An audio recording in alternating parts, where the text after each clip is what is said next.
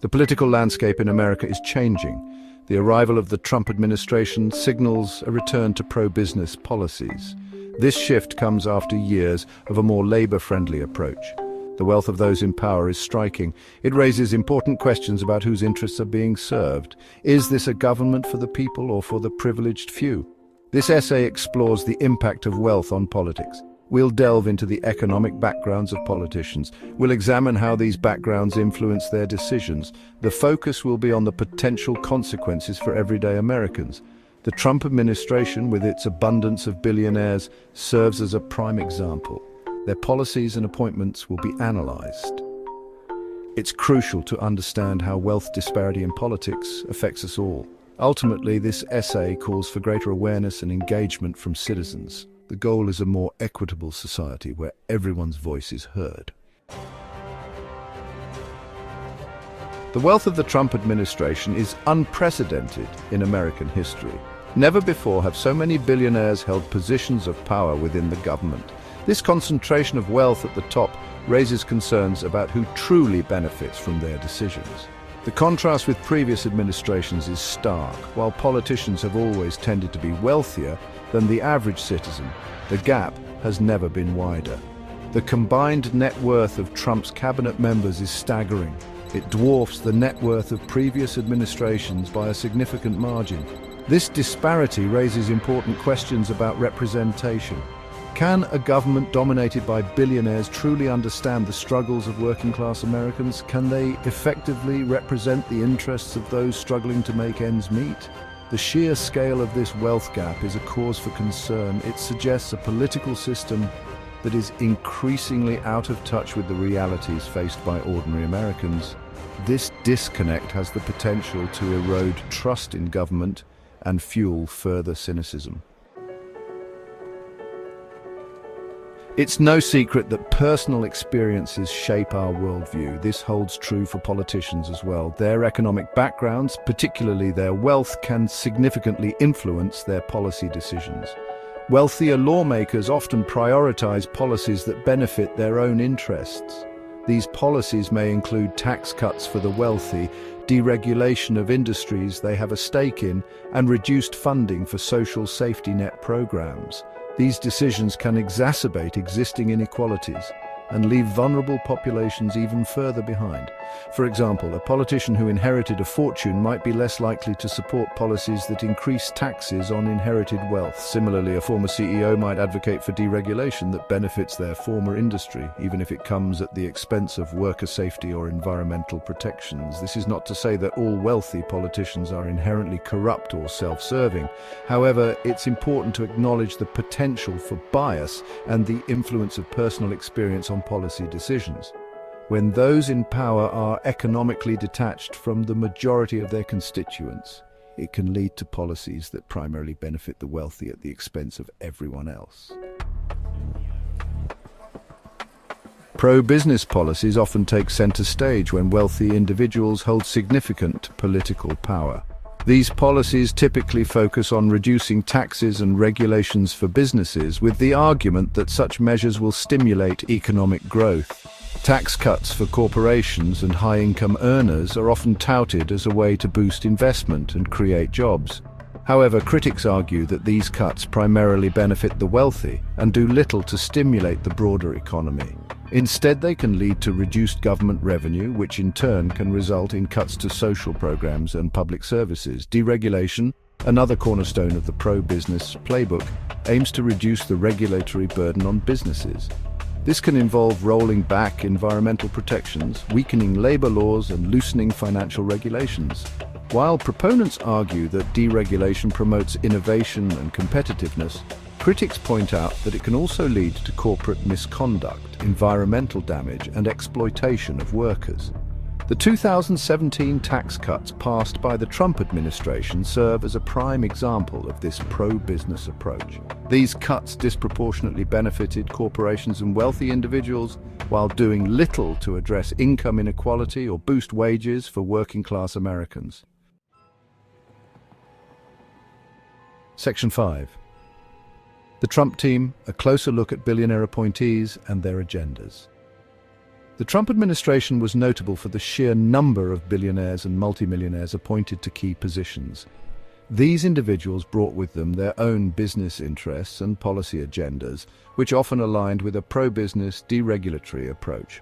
Betsy DeVos, a billionaire heiress with no prior experience in public education, served as Secretary of Education. DeVos was a vocal advocate for school choice and charter schools, policies that critics argue undermine public education and exacerbate existing inequalities. Wilbur Ross, a billionaire investor, served as Secretary of Commerce. Ross, known for his investments in distressed industries, advocated for protectionist trade policies and deregulation, positions that critics argued could harm American consumers and workers. These are just a few examples of the many wealthy individuals who held positions of power within the Trump administration. Their appointments raised concerns about conflicts of interest, as their personal financial interests often intersected with their policy decisions. The revolving door between government and the private sector was in full swing, with former lobbyists and industry executives now shaping regulations for the very industries they once profited from. Section 6. Beyond the bottom line, counter-arguments and nuances in the wealth debate. While the concentration of wealth in politics raises valid concerns, it's important to acknowledge the nuances within this complex issue. Not all wealthy individuals hold the same political views, and wealth alone does not dictate policy preferences.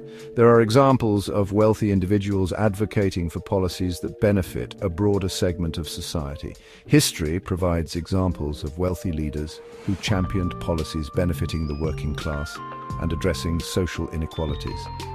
Franklin D. Roosevelt, despite his privileged background, spearheaded the New Deal, a series of programs and reforms aimed at lifting the country out of the Great Depression. These programs included Social Security, unemployment insurance, and public works projects that provided jobs and relief to millions of Americans. Furthermore, some argue that business experience and financial acumen can be valuable assets in government. They contend that individuals with successful business backgrounds bring practical skills and a results-oriented approach to policymaking. They may be more likely to understand the complexities of the economy and implement policies that promote economic growth. However, it's crucial to differentiate between genuine concern for the common good and self-serving agendas, disguised as altruism. The motivations behind policies championed by wealthy individuals should be carefully scrutinized, examining whether they are genuinely aimed at creating a more equitable society, or primarily serve to maintain or enhance the wealth and privilege of a select few.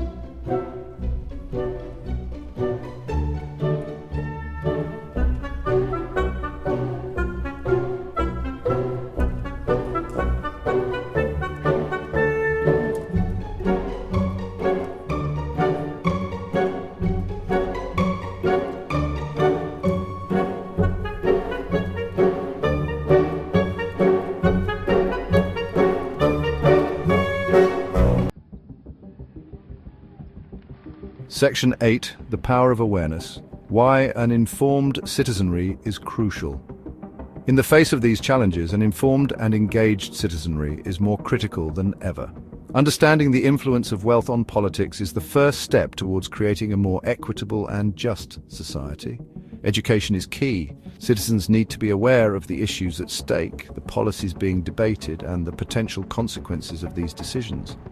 This requires access to reliable information and the ability to critically evaluate different perspectives. Independent journalism, investigative reporting, and non-partisan organizations play a vital role in providing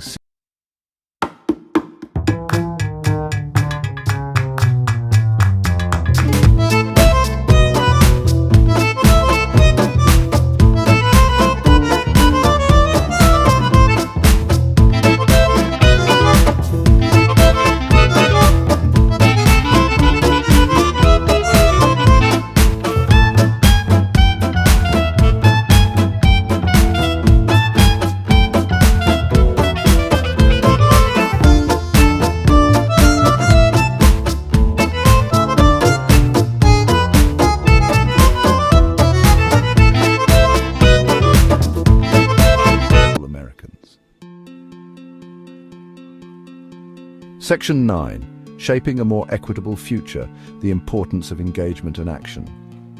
The concentration of wealth in politics presents a significant challenge to democracy. However, it also presents an opportunity for positive change. By acknowledging the problem, understanding its root causes, and taking action, we can create a more equitable and just society. Addressing campaign finance reform is crucial. Reducing the influence of money in politics would level the playing field and allow for greater representation of diverse voices.